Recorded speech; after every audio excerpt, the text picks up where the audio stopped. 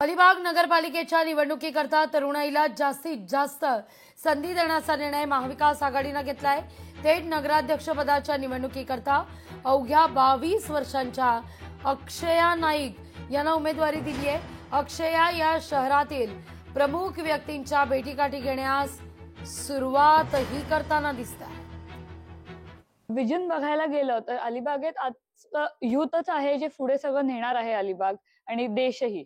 माझं हे विजन आहे की अलिबागला मला साफ सुंदर बनवायचंय आणि दर घरोघरी असं वाटलं पाहिजे की हे माझं अलिबाग आहे, गर्वाने अलिबागची लोक बोलली पाहिजेत की मी अलिबागकर आहे।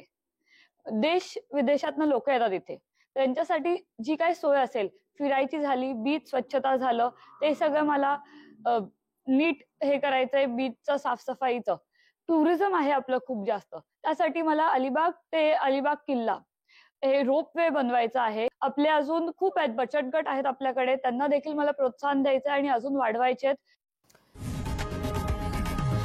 लोकशाही मराठी ऐका, पहा, जागरूक रहा।